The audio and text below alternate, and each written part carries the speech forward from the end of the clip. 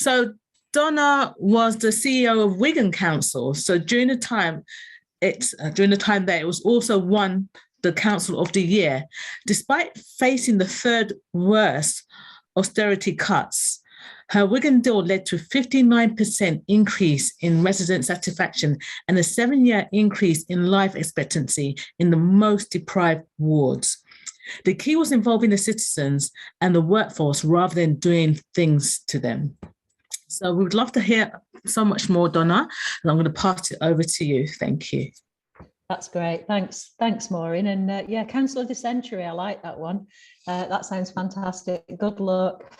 So yeah, I'm not going to talk about how amazing Wigan was and how perfect it was, because I think we weren't perfect by any stretch. But some of the things that we did with staff in particular and around workforce reform and engaging and listening differently to staff really did make a difference to the way that staff felt and to the culture. I overheard people talking about culture in the last presentation, and that's always been really important to me as a chief exec and now as a chair in an NHS organisation in Bolton. And I've always I think I'm a frustrated OD person really, rather than a chief exec or a chair. I just think it's so fundamental for organisations that senior leaders, and I heard the comment before under Chatham House rules, really are interested in organisational development, in culture change and in engagement, staff engagement, as well as citizen engagement. So going back to how we managed to be the best council to work for according to Best Companies. So we used, I don't know if any of you have used Best Companies research to find out level of engagement, but we were the top council within that, and quite close to the top for best public service organisation generally. And we it was, and again, I'm not blowing my own trumpet, but it was the previous management team that I kind of inherited were not that interested in what staff thought about the organisation. It was a well-performing council, but wasn't very engaging, quite paternalistic. And that's the politicians and the senior leadership team. So there was no systematic listening at all. And one of the first things that I tried to do with my management team was get them to listen, not just as a one-off exercise, but every day systematically listening to what staff were telling us, whether it was in formal feedback or in very informal feedback.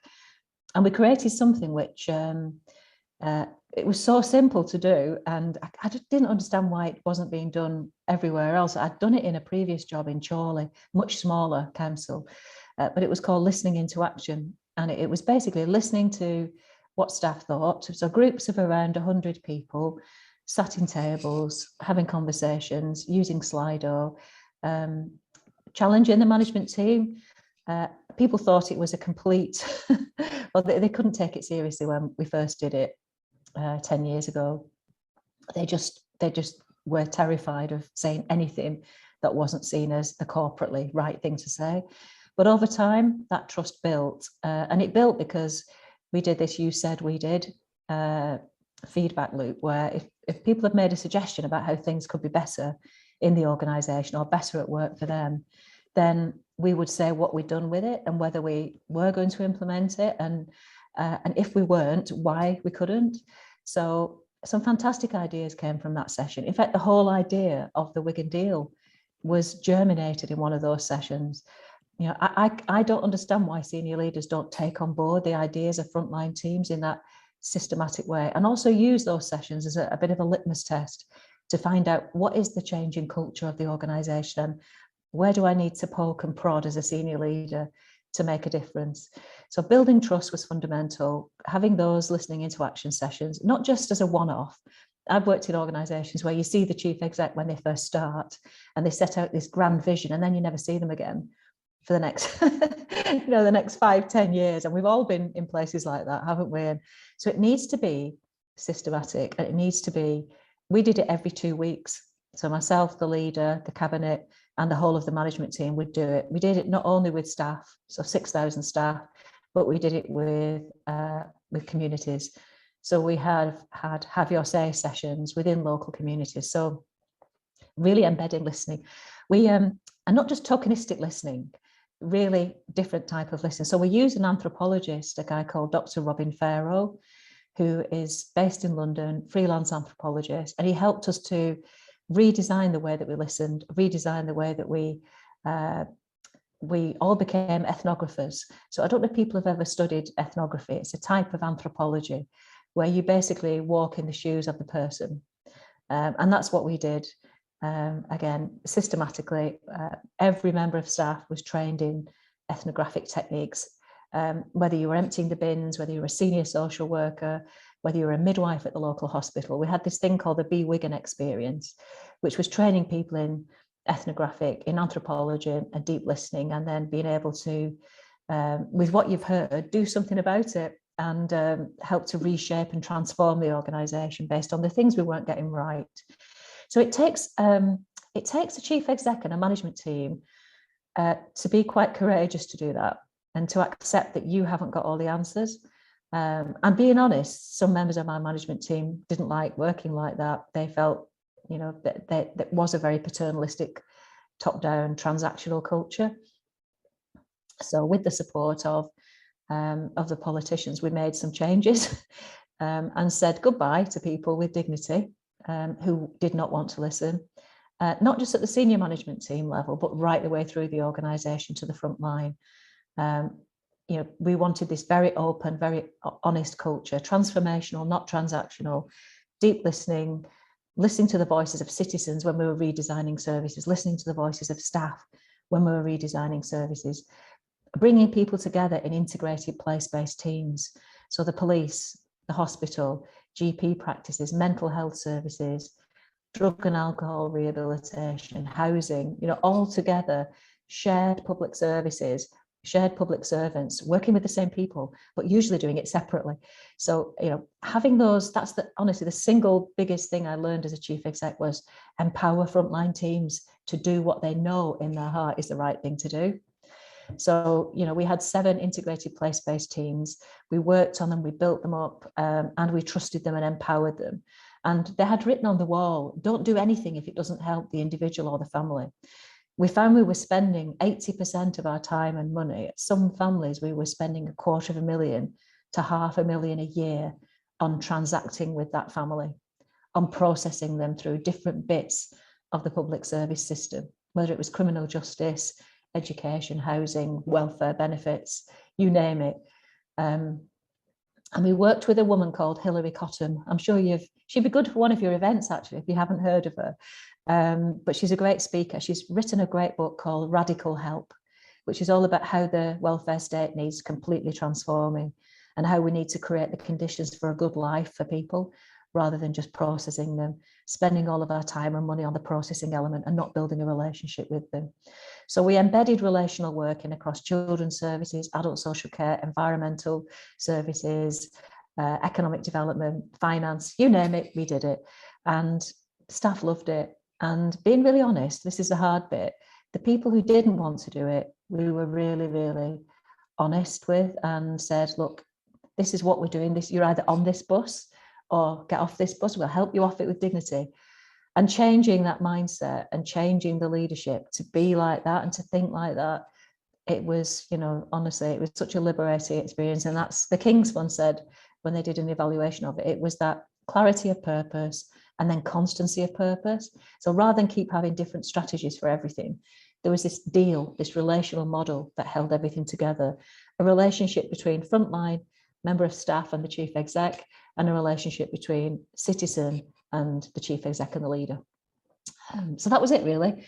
I hope that's okay, Henry. I hope I've not gone over time. You haven't gone over time at all. Let me put. I can carry on if you want.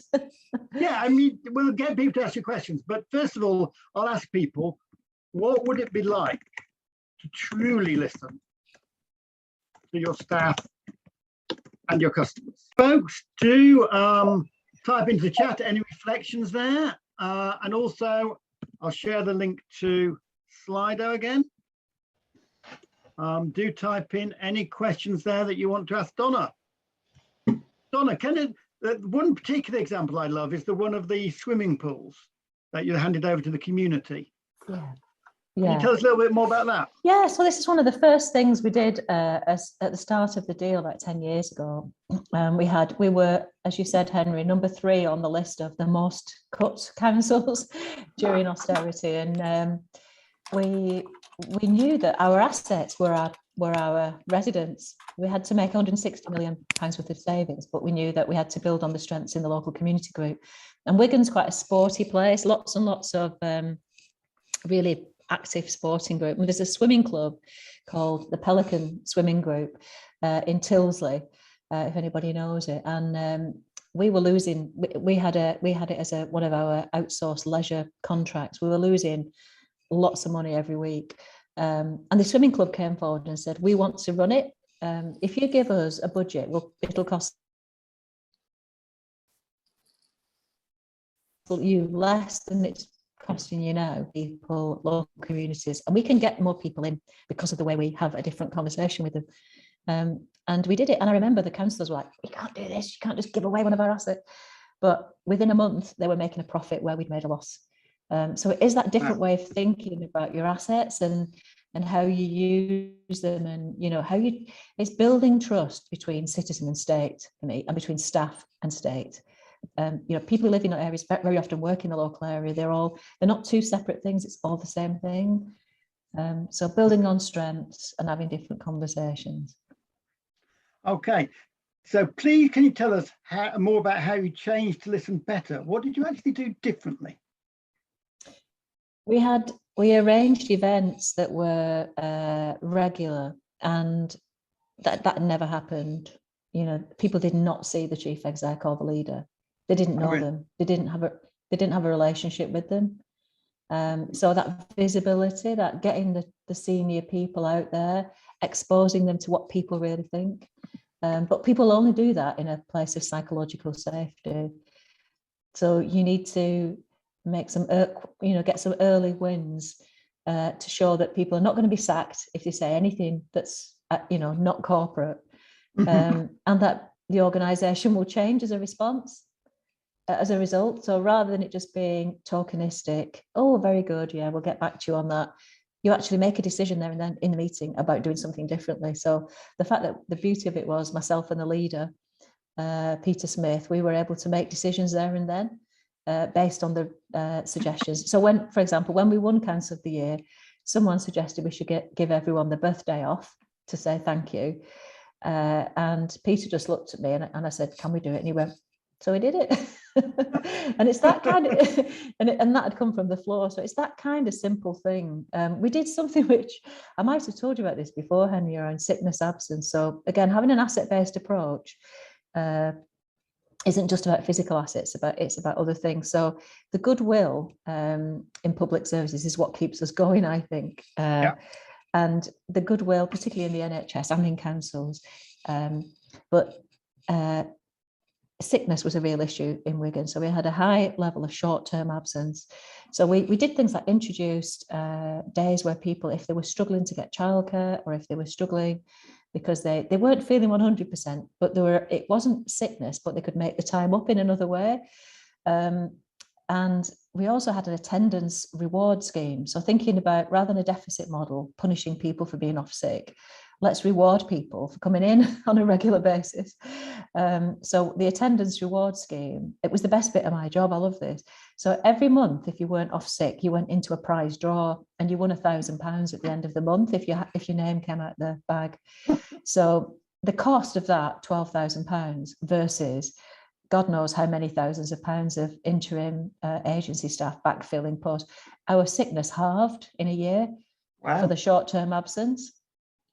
It was called the attendance reward scheme, because people were like, "Well, I'm going to go in and win that £1,000," and I had to ring them up. That was my job. I had to ring them up and tell them they'd won £1,000. And I'll never forget.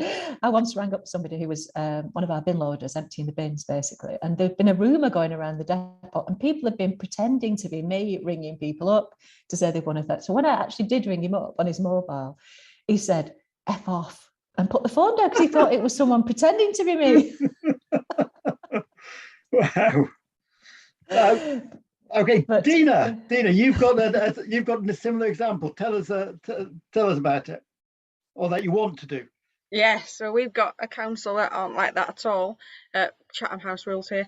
There's a leisure centre they've closed down. They've built a £23 million new one that's very traditional with swimming and badminton, that type of thing. And their old one, we have social enterprise partners that are ready and willing, parkour, indoor skate park, creative space, and we just want them to listen and to give us a chance. They've gone to consultants in Gateshead, hundreds of miles away to get some advice, which then they've not even followed because they don't like it, and it's all like behind closed doors. And we're trying to influence at all levels, officers, councillors, and yeah. So any tips, or if you could speak to them or something, just to show that it is possible. I don't think they quite believe that these things can happen.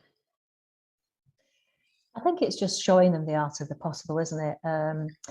But people, I forget, because I've been out of local government. I've forgotten just how, when I go to meetings now to support them, and also in the NHS, I just find there's this obsession with governance and an obsession with, making sure every aspect of the decision-making process is spot on, but less so about relational working and trying new things and transformation. I think we spend an overly inordinate amount of time on process, and they probably think the Gateshead consultants are the best, but they've not considered anything else. They've not considered local alternatives. So I think it's just showing them the art of the possible. It took us 2.5 years to transfer the swimming pool. And it was that mindset shift from what we've always done to what could be done, what is possible. And senior decision makers, my view is public services are broken. If we continue with the current model of public service, the demand is going to kill us. Whatever the government decide to do in terms of funding doesn't matter, because demand, I know in the hospital I chair, gets really a lot of money every year, more than the council. But the demand from local people is outstripping the resources that are there. So we've got to think differently about prevention, about building stronger communities, and about asset-based working and strengths-based working, and creating that good life that Hilary talks about in Radical Help. Donna, we've got a couple of bits of feedback on your thing. Does it punish people with disabilities, or if they're genuinely sick?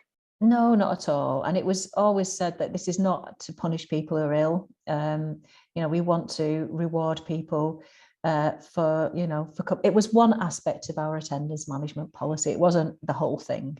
Yeah. And we provided lots of support for people, off with long-term conditions and bereavement, all sorts of things that go on in people's lives. But, so that it wasn't just on its own. It wasn't this macho, I've been into work and I've won £1,000. It was just one thing. And it was just a small way of saying thank you to staff for coming in when they might have had stuff going on in their personal lives. And, there was always that kind of compassionate and empathetic management. We did lots of work on listening as part of one-to-ones and as a part of appraisal, so that if you're fed up at work, the reason is probably you don't get on with your line manager. Mm-hmm. Yeah. So spending time on that relationship, really focusing on strengthening that relationship, making it much more relational rather than transactional. We did something called My Time, which was a kind of structured one-to-one, which starts off with, first question is, how are you? Not where are you up to with this project? Why have you been late 3 times this week? It's how are you? How are you and yourself? How are your family? How is everything going? And that's, very often that is not what happens in a management or a supervision conversation. And again, all of it was done with the anthropologist, Robin. I'd really recommend him. And he'd be a good speaker for one of your events, actually, Henry. Okay, I might get him along. And somebody's asked that. What difference did the ethnographer make? How did it work? He started by training us as a senior leadership team in how to listen to each other and to staff and to residents. He challenged some of our ways of working. He did this thing that he created, and he'll tell you all about it if you invite him, called the blank mind.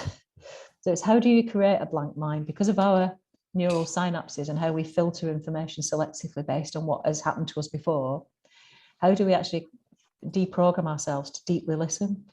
It started in social care, adult social care, where we had people prescribing the most expensive package of care for people without actually understanding what they wanted and what they liked and how they live their lives, the reality of their lives. So we started by retraining social workers to listen differently and use ethnographic techniques. The ethnographer someone's posted in the chat was Dr. Robin Pharaoh, Pharaoh as in the Egyptian king, not the airport in Portugal. But he's really good, and you can recommend. I can send you his email address, Henry, if that's of use. That would be very useful. Yes, that would be very useful. Right. Okay. That's really great, Donna. Amazing. So, one other thing, did it influence other councils? Did I what? Sorry, Henry. Did it influence other councils? Yeah, it did. So Manchester City Council took it and called it Our Manchester. It doesn't have to be a deal, it can be whatever you want to make it. So, I think it's the principles are listening to staff, deep listening to staff, different conversations, integrated place-based teams, focusing on values and behaviours, and empowering the teams in the frontline practice to do the right thing. So those are the principles. Call it whatever you like. It's not about a brand, but it's about something that holds together a system, a place, and a workforce in really challenging times. I don't know how much more can be thrown at charities and public services at the moment. There's so much, and the cost of living increases happening now. Yeah, it's huge. So we need to try something different. If we're going to get through the next 5-10 years, we're going to have to try something different. And if you haven't read Radical Help, I sound like Hillary's salesperson for a book, but I would read it because it describes a different state, and that's what we need to create with citizens. So that's Radical Help by Hilary Cotton. Yeah. Yes, that's it. Okay, there we go. Okay, thank you so much, Donna. A big round of applause for Donna. Oh, thank you. Lovely to see you all.